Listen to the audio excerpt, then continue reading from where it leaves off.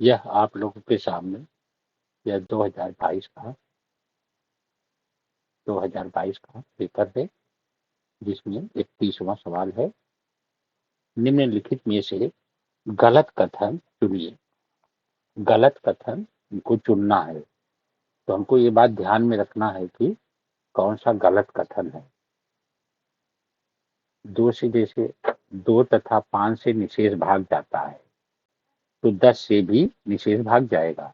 इसके लिए जैसे 2 और 5 का गुणा किए 10 आया, इसका मतलब भाग जाएगा। 10 से भी भाग निशेष भाग एक सही कथन है। जिस संख्या में 6 से निशेष भाग जाता है, उस संख्या में 2 एवं 3 से भी निशेष भाग जाएगा। तो 6 से निशेष भाग जाता है, तो 6 का कितना, 2 गुणे 3 बराबर 6। 6 से 2 और 3 से भी भाग जाएगा। अगर 6 से भाग जाता है तो 2 और 3 से भी भाग जाएगा।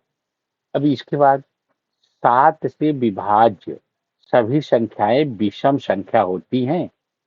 7 से विभाज्य, अब यहाँ पर हम देखेंगे 7 से विभाज्य। 7 से विभाज्य मतलब जो 7 के पहाड़े में आएगा। विभाज्य 7 दूनी 14, 7 तिरिक 21, 7 चौक 28। तो यहाँ पर इस प्रकार से जो 7 से विभाज्य संख्या है, उसमें सभी संख्याएं विषम विषम तो नहीं है। ये विषम संख्या एक ही है, और ये सम है, और यह भी सम संख्या है, और 21 विषम है। तो सभी संख्याएं विषम नहीं होती, तो संख्या विषम नहीं होती। तो इसका उत्तर एक का ये गलत है। ये हो गया गलत कथन। 7 के पहाड़े में जो भी संख्या आती है सब विषम नहीं आती। ये हो गया, हमको एक ही उत्तर चुनना था, हमने क को चुन लिया, तो आगे हमको पढ़ने की जरूरत नहीं है। तो इस प्रकार से ये 31वां प्रश्न। अब यह है, निम्नलिखित में से कौन सा कथन असत्य है। असत्य कथन, ये ध्यान में रखेंगे। कभी कभी हम जल्दबाजी में सत्य कथन को टिक कर देते हैं, तो हमें असत्य कथन देखना है। तो 2 सही पर्याय चुनिए, 2 चुनना है। अब आप ध्यान से देखिए, समांतर चतुर्भुज के सम्मुख कोण सर्वांगसम होते हैं। समांतर चतुर्भुज इस आकृति का होता है, और सम्मुख कोण मतलब इसका सम्मुख कोण क्या है, बराबर ही दिख रहा है, तो सर्वांगसम होंगे।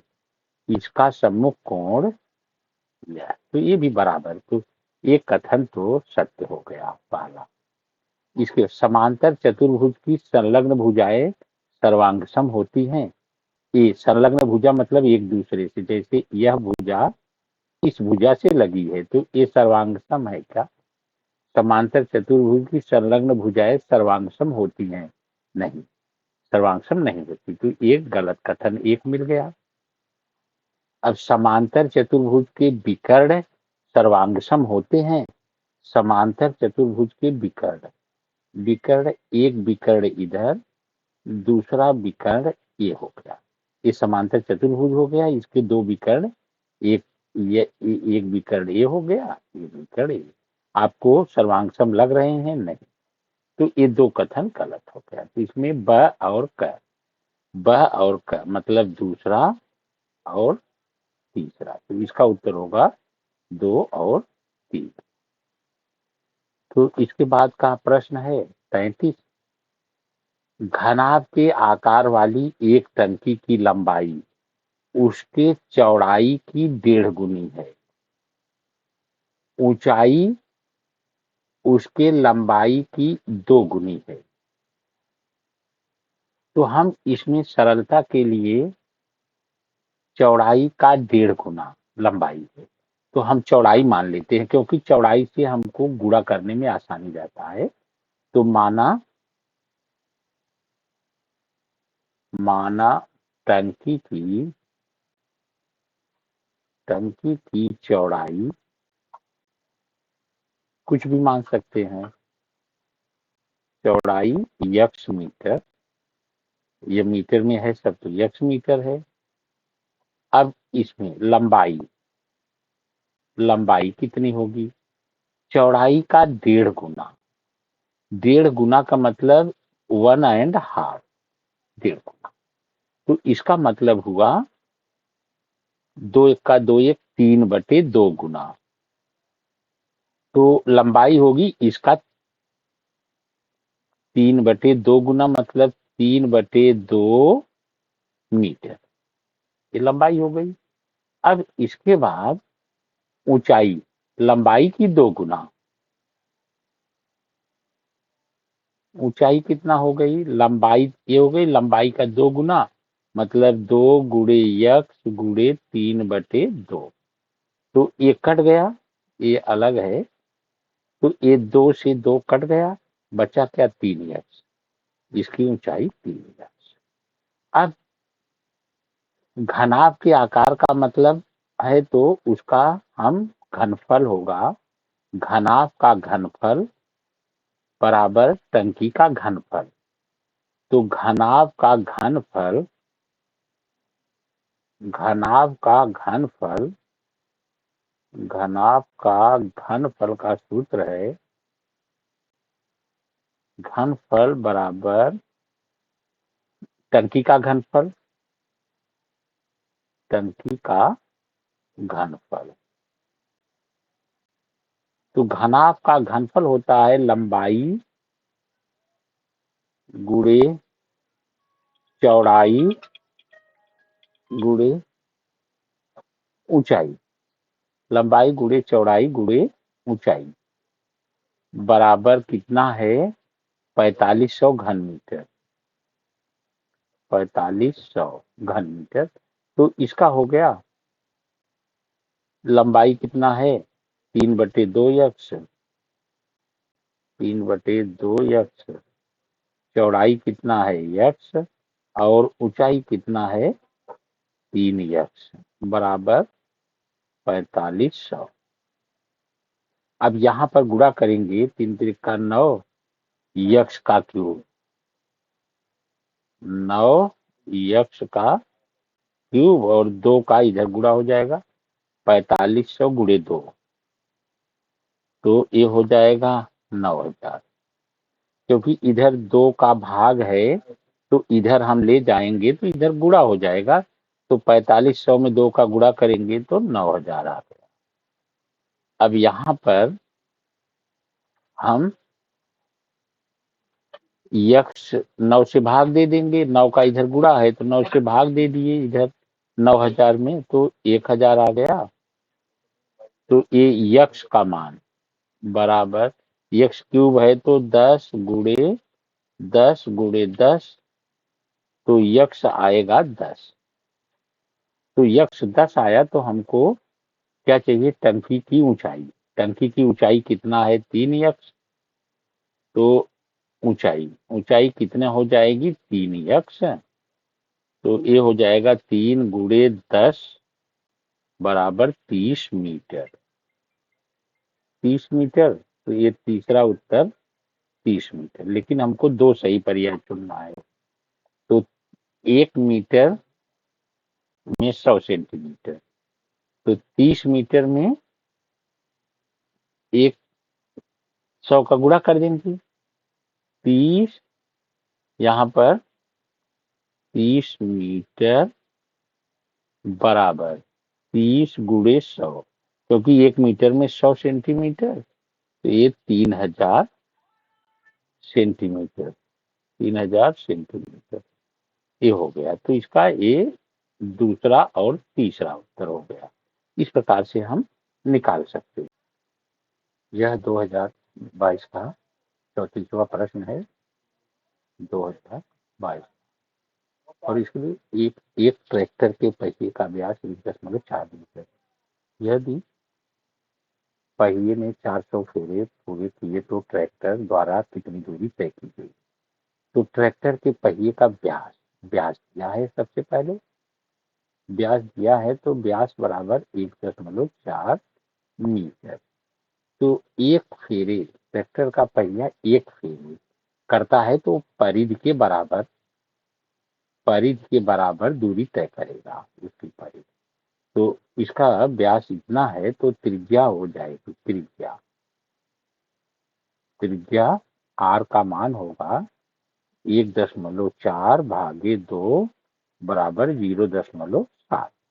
तो परिधि होगी, परिधि के बराबर वह दूरी तय करेगा। परिधि बराबर 2πr। तो यहाँ पर 2 गुणे 22/7 गुणे आर का मान 0.7। तो यहाँ पर 22 दूना 44, 44 गुणे इससे काटेंगे 7 एक का 7, 7 एक का 7, 0.1। तो 0.1 का 44 में गुणा होगा तो ये आ जाएगा कितना, 4.4 मीटर। एक चक्कर में ट्रैक्टर जाएगा इतना मीटर। तो 400 फेरे करता है। तो 400 फेरे में तय की गई दूरी, 400 फेरे में तय की गई दूरी, तो यहाँ पर एक फेरे में 4.4 मीटर। तो 400 फेरे में 4.4 गुणे 400। तो ऐसा हम 2 जीरो बढ़ा दिए, 4 चौक 16, 4 चौक 16 1 17, एक अंक पर दशमलव, मतलब ये हो जाएगा 1760 किलोमीटर। किलोमीटर नहीं, मीटर। तो हमको यहाँ पर कोई भी उत्तर मीटर में नहीं है, तो हमको इसको किलोमीटर में बदलना पड़ेगा। तो किलोमीटर में बदलने के लिए हम 1 किलोमीटर बराबर 1000 मीटर। तो 1000 से हम भाग कर देंगे, 1000 से भाग कर दिए, 1000 से तो आ जाएगा 1.760। तो खत्म हो गया, इतना किलोमीटर। तो इसका उत्तर हुआ ये तीसरा, सही उत्तर तीसरा। इसके बाद अगला प्रश्न है, यहाँ पर संलग्न आकृति में यल समांतर यम, यल समांतर यम और यन तीनों समांतर हैं, समांतर रेखा, और यक्ष तथा रेखा वाई तिर्यक रेखाएं हैं। यक्ष और वाई तिर्यक रेखा है। यदि ए बी बराबर 18, जहां पर हम देखते हैं ऐसा लिखते जाएंगे, ये 18, बी सी 30, पी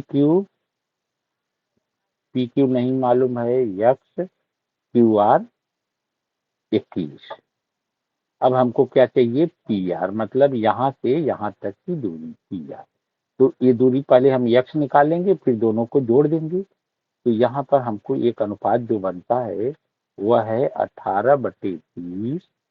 ये समांतर रेखा के गुणधर्म के आधार पर यह अनुपात बराबर होगा 18/30 बराबर यक्ष/21। तो यक्ष का मान हो जाएगा, यक्ष बराबर 18/30 गुणे 21। तो काटेंगे, 6 पंजे 30, 6 तिरिक 18। अब ये 3 1 का 3, 3 दूनी 6, 63 में हम 5 से भाग कर देंगे। तो 5 1 का 5, 5 दूनी 10, 5 6 30। अब ये दूरी आ गई कितना, 12.6, 12.6। तो हमको ये दूरी और ये दूरी जोड़ के तो हमको क्या चाहिए, पी आर। तो पी आर हो जाएगा 12.6 धन 21। तो हम गलती न करें जोड़ने में, क्योंकि ऐसा हम जोड़ते हैं, इसमें 12.6 में हम 21 जोड़ेंगे तो इधर जोड़ेंगे, ये सा नहीं तो बहुत से लोग इधर ही जोड़ के रख देंगे। तो ये हो जाएगा 33.6 सेंटीमीटर। अब ये उत्तर हो गया इसका चौथा। इस प्रकार से हम और भी आगे के प्रश्न अगले देखेंगे।